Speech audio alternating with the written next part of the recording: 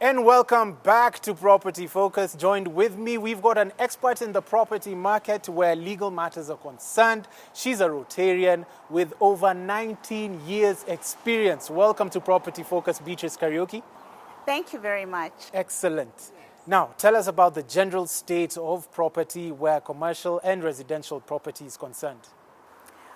Well, I believe you're asking about the current situation Yes, with regard to the COVID-19 pandemic. absolutely. The pandemic has led to several government directives, and it is not per se the pandemic that has caused the situation we're in. It is the fact that the government is trying to flatten the curve through several of its directives. Now, because of the directives, there has been a very serious deleterious effect on the economy at large, and that has not spared the rental property market. There have been serious job losses, and for those people who are still fortunate enough to have jobs, they have had to take pay cuts. You've had even businesses just closing down. So, with regard to rental properties, there has been mass default in rent, which has led to a snowball effect of landlords not having money, especially the ones who have bank loans. They're unable to cater for their bank loan installments, and therefore then you have mass foreclosures. You just need to open the newspapers nowadays towards the end, and you find that a lot of apartment blocks are up for auction. Yes. So people have taken various measures to mitigate the situation.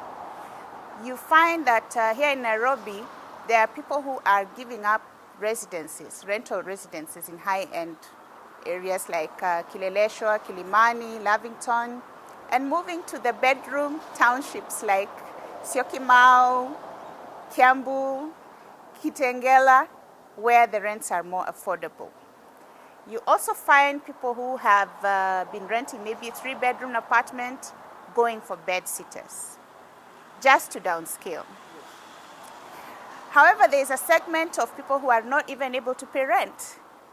Those ones have probably left the city. There's been like reverse migration, so that instead of rural-urban migration, which we keep talking about, now we have urban-rural migration. And there's also been a very interesting end result where there's been an uptick in the sale of affordable plots. I didn't mention to you, I run a real estate company called Grand Savannah Limited, and we sell affordable plots to our clients. And our goal is actually, our long-term goal is to participate in that space of providing affordable housing. Yes. So when I was preparing for this interview, I spoke to some of my friends who are in the rental space. And one of them was telling me an interesting story of a man who had rented a 5-bedroom house in Ruiru. He was paying rent of 60,000, quite reasonable for that size of a house. But when the pandemic hit, he decided, let me just sort myself out. He bought a plot somewhere, just still in Ruiru. And then he went and bought corrugated iron sheets. He put up a temporary shelter, moved his family there, and gave up his rental space. And now he happily parks his high-end car in front of his Mabati house, but he's very happy to have just left that space. So landlords are definitely losing tenants, and they're taking certain actions to make sure that they retain their tenants, those who can really see what is going on.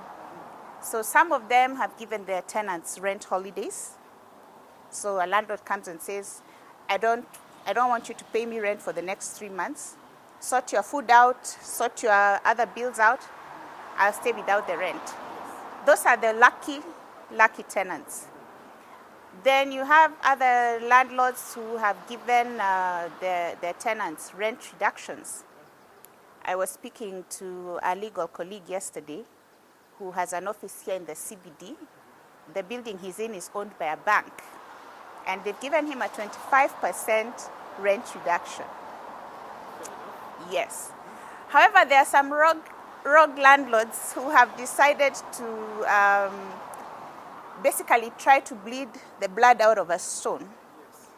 Those are the ones that go removing doors or locking Alvin out of his house. And we'll be talking about that because that's illegal. Yes. With regard to commercial spaces, a lot of businesses, companies that don't really need to work in one space, they've given up a lot of their space or basically downscaled and had their employees working from home. Others have completely given up their office spaces and have everybody working virtually. So yes, the commercial space is having its own upheavals.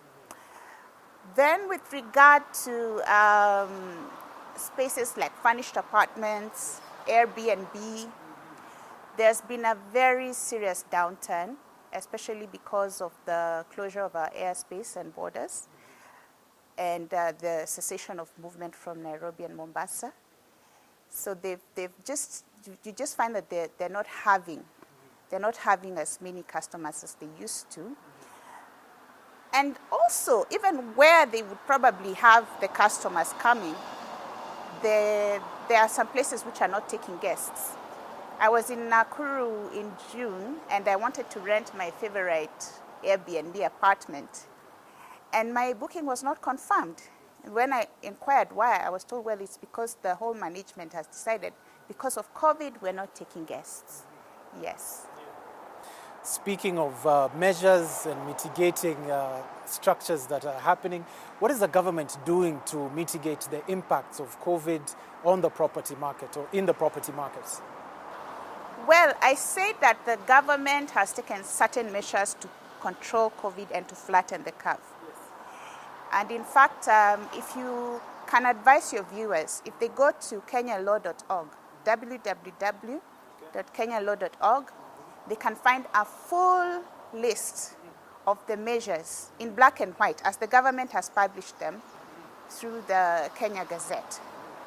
Now, those measures are the ones that are causing this state of flux in the market. So in terms of being the direct cause of the crisis in the tenancy market, it's the government directive. So for example, when the government closed schools, very many teachers who are not on the government payroll lost their jobs or took pay cuts. So those are the same people that are expected to pay rent. They are not able to pay the rent. When the government closed the airspace, all the people who work in airlines took a pay cut. The people who run taxis, who drive people from the airport, lost business. Even our own SGR here lost revenue. So people who run matatus, when the cities were on lockdown, they lost business. All the people who are supposed to pay rent lost business. Businesses closed down. Where is the rent supposed to come from? So that is the role the government has played in causing the problem. But you shouldn't blame them because we need to flatten the curve. Now, under section or Article 43 of the Constitution, the right to decent, adequate, and affordable housing is identified as a basic right. Okay? And that particular section just deals with social and economic rights. Under Article 43.3, the government has an obligation to provide social security to people who are unable to support themselves. Under ordinary circumstances, you would expect people who are elderly and don't have the social support system, or orphans, or differently abled persons to be the ones that are unable to support themselves, right? But even before the pandemic hit, the government was not in a position or was not taking care of all the people who required the social protection. Now you have people who are supposed to be able to fend for themselves, unable to do so. I really wonder whether the government should be the one we are looking at to solve the problem. Do we as a country have the finances, or is it a question of misdirected resources? By way of contrast, the US government, for example, drawing from the lessons from the 1929 Great Depression, saw what was coming and put very serious measures in place, including a $1 trillion stimulus program to cushion families that are struggling, businesses that are struggling from the vagaries and the ravages of the pandemic. Then there's the Federal Housing Finance Agency. It put a moratorium on evictions and on foreclosures. That moratorium was supposed to expire on 31st June this year. But by that time, the US was still in the throes of the pandemic. So the moratorium was extended. So you will not hear of mass foreclosures or mass evictions out there in the US. Here in Kenya, we had a bill, the Pandemic Management Bill, which was introduced by our Nairobi Senator, Johnson Sakaja. That bill would have cushioned employees from massive layoffs. It would have shielded tenants from evictions, and it would have also cushioned employees from pay cuts. I do recall that we were at a point where the Senate was receiving views and memoranda from members of the public, but I have not been able to see any meaningful progress in the debating of that bill. As far as I can tell, it seems to have stalled. So I think that would have been a good starting point. Of course, the bill had many sticky points, many contentious clauses, but that is why things are debated and why public input is sought, so that at the end of the day, you have a bill that works.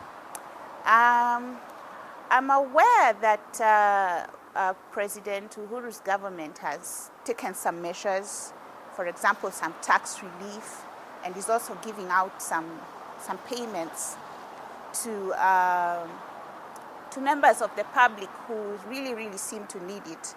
But I'm not sure that that is making the difference that we need to see. Yes. Mm-hmm. Now, speaking of things that work, what is the legislative framework in place that both tenants and landlords can rely upon in this pandemic? Okay. The legislative framework, the main act is the Land Act 2012. And for purposes of business premises, you have the Landlord and Tenants Shops, Hotels and Catering Establishments Act, which creates controlled tenancies. Now, under Section 66 of the Land Act 2012, the main obligation that a tenant has is the obligation to pay rent at the time and in a manner prescribed in the lease. That is the most sacrosanct obligation that a tenant has. Do you demystify that word, sacrosanct?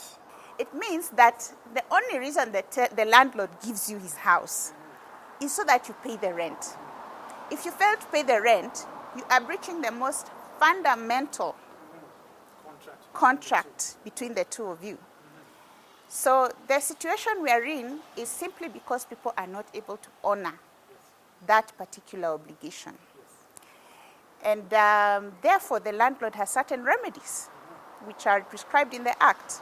If you look at Section 73 to 76, there are several remedies. So one of them is forfeiture and repossession.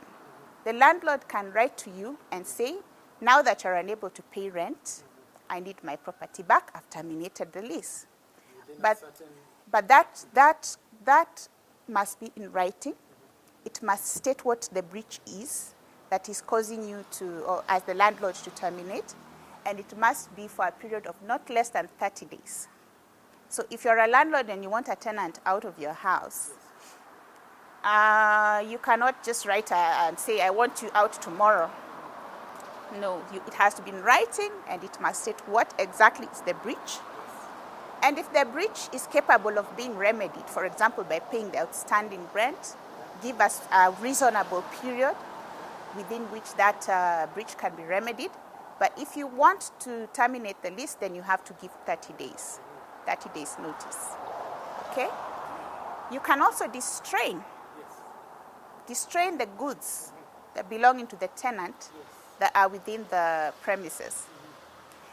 But according to our Court of Appeal, that is in the decision of Gusi Mwalimu Investments Limited versus Mwalimu Sacco, Mwalimu Hotel Limited, the goods must, once you have distrained, you cannot immediately remove the goods. They must remain there for at least 10 days.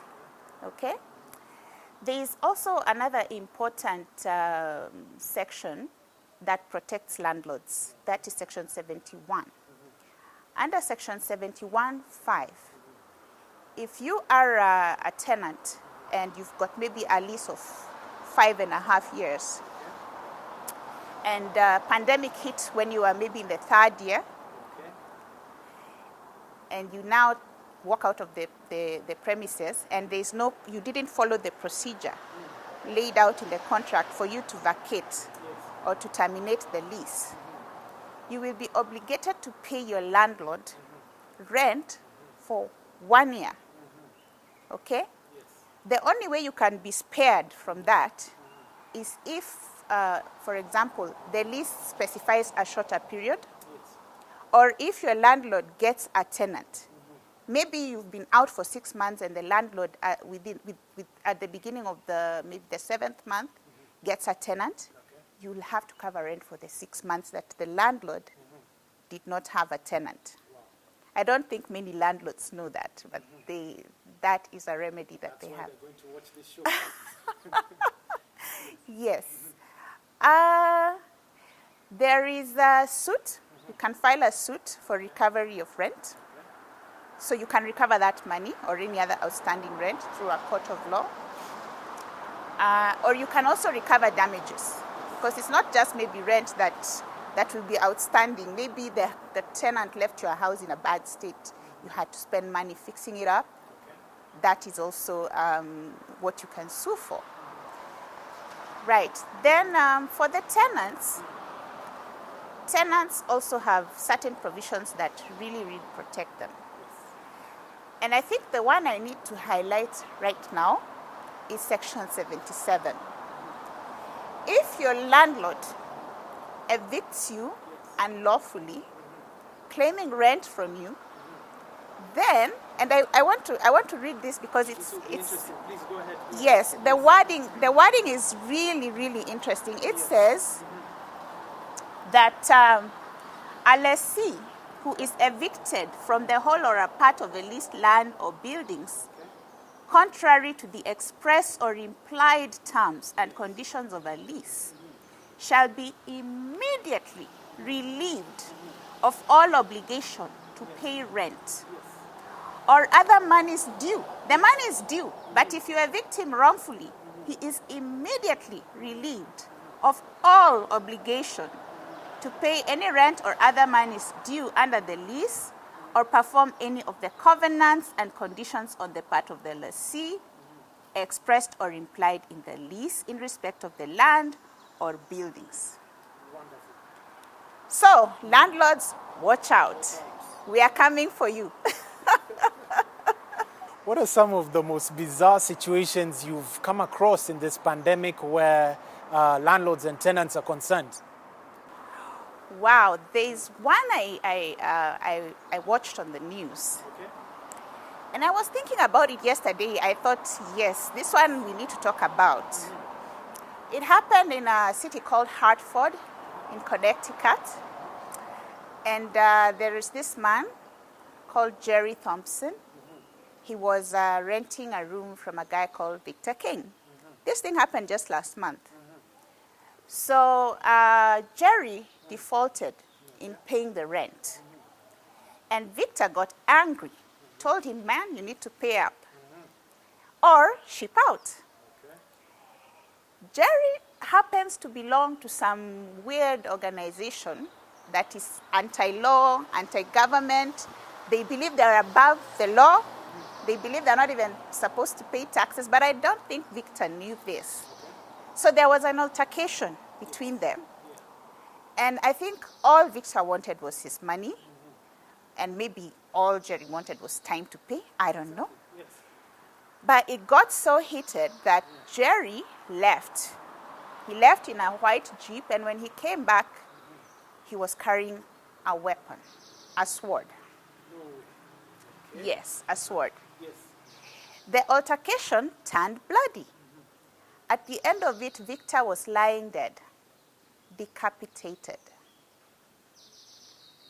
Right? So now, as we speak, Jerry is in a maximum security prison or detention center, awaiting trial. The court has set his bail at $2 million US. And Victor is in a casket, 6 feet under. Why? Just because of a dispute over rent.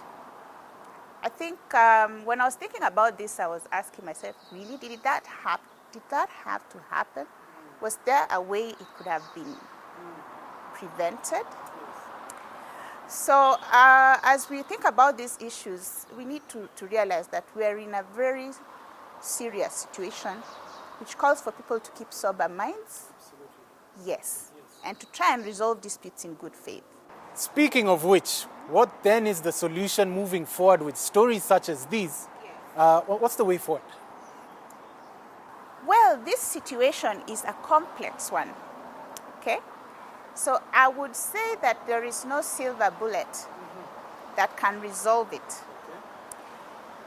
And then the fact that there are several different players that can help to resolve the matter and all need to work in tandem and all need to understand each other. So let me start with the landlords. I've told you about some landlords who are being accommodating to their clients. Those are landlords who have understood that they need their tenants, right? Even after COVID pandemic is over, they will still need their tenants. Yes. So landlords should be more understanding to their tenants. But there is one rider. Before the pandemic hit, there were, of course, tenants who were recalcitrant, the ones who don't pay their rent. Those are the tenants who are likely to be booted by their landlords like yesterday. Okay? Then there is one important matter that I need to highlight, because it's a question that keeps popping up in legal circles. It hasn't landed in court yet, but I'm sure that in the coming days you'll see a lot of litigation around this question. A lot of tenants are unable to pay because they simply can't pay. So the question that is being asked is whether the COVID pandemic is a force majeure. Force majeure is a contractual term or a doctrine in contract law that would excuse a tenant or a party from performing its obligations under a contract or discharge that contract because there has been an act or an event that makes the performance of that contract impossible. Okay? So we would call it, as lawyers, we call it act of God. So for example, if I have leased a house from you or a building, and the building burns down, that's an act of God. Struck by lightning, it burns down, the substratum of the contract is lost. So a lot of people are talking about it, but they don't know what it is called in law. It's called force majeure. There is also a related doctrine called frustration of contract. So there are some parties who know for a fact that the contract is frustrated, but they don't know that there are legal doctrines covering that. If you look at the past jurisprudence of our courts in Kenya, most courts are very, very reluctant to interfere with the terms of a contract or to refuse to enforce a contract.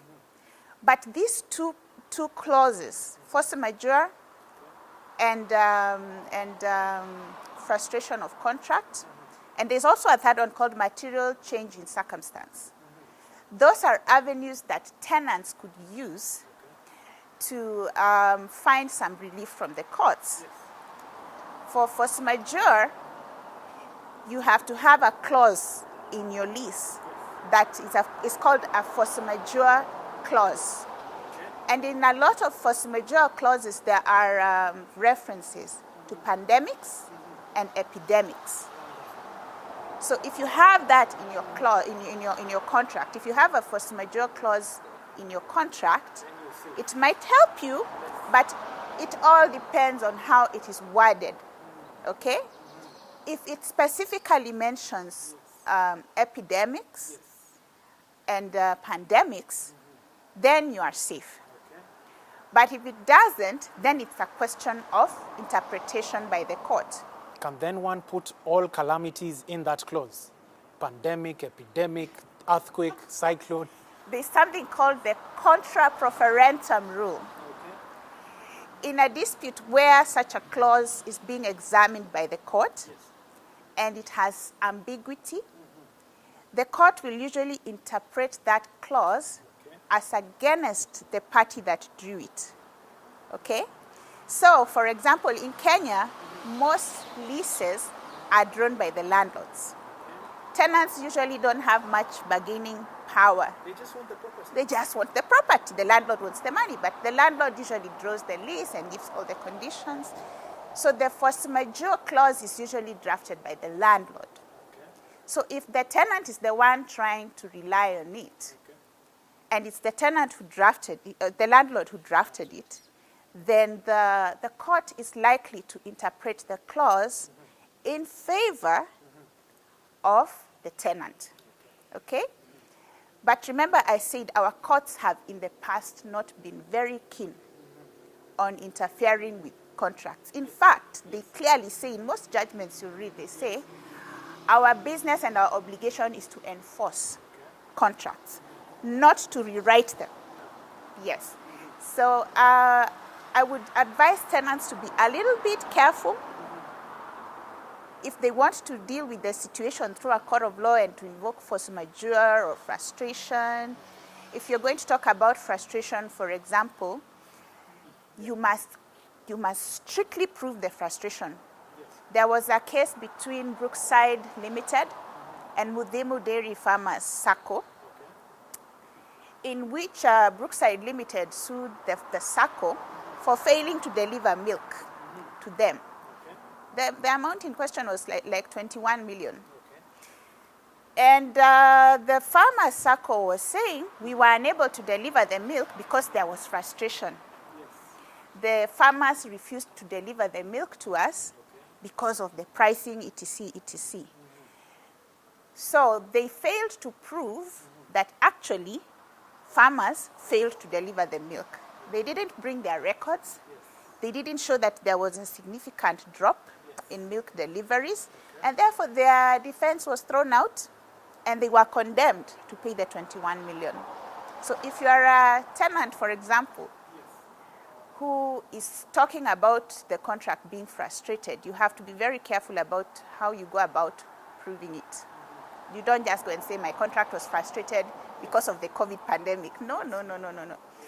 In fact, if you look at one of the treatises we read, it's called Halsbury's Laws of England, you'll find that frustration is a very fine term, and if a performance of a contract becomes more onerous, that is not equivalent to frustration. Yeah, it's a very thin line. Yes. What are some examples of frustration within the property markets?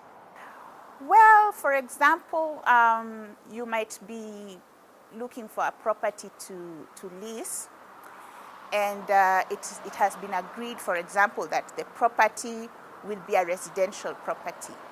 Okay? And then, suddenly, the government comes and says, we are taking over this property under what you call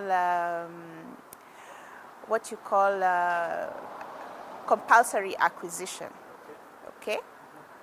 So now the property is not available for lease. that contract is therefore frustrated. Yeah. Yeah. Parting shots. My parting shot would be that COVID pandemic is not here to stay. It came, it landed, but it's not here to stay. However, there is no way of predicting how long it's going to take for the situation to be brought under control. And even after the pandemic itself is brought under control, I believe that the property market will be forever changed by what is currently happening. So I would encourage parties, both landlords, tenants, lenders, to pursue negotiations in good faith. I would also encourage the government of the day to do more to cushion families and businesses from the pandemic. Do more. I would encourage the legislature to look into passing the bill, obviously with necessary amendments, because there are problematic clauses in that particular bill, and there are many other measures. There are also organizations that could help the public through public interest litigation or education, such as the Kituo cha Sheria, Katiba Institute. They need to have their voices heard, okay?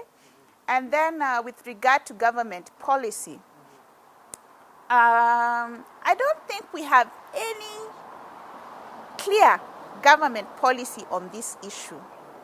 We have a ministry that deals with housing, okay? And we have Big Four agenda, we have Vision 2030, which we had even before the pandemic. But when you look at how the whole thing is structured, the government says that it has a goal of producing 200,000 housing units, 500 now, per annum. Where are we at? Because the problem we have with affordable housing is lack of supply. We don't have enough housing, and therefore you have proliferation of slums, you have exploitation of tenants, because the demand by far outstrips the supply. I think the main solution will be to have a serious delivery on that promise. Yes. Stimulus packages. Stimulus package. Exactly. Wonderful. Yes. Us as the Fourth Estate would like to thank you very much for coming on to Property Focus. Yes. And I hope our viewers are enlightened. So thank you very much for coming, Beatrice. Happy to be here. Brilliant.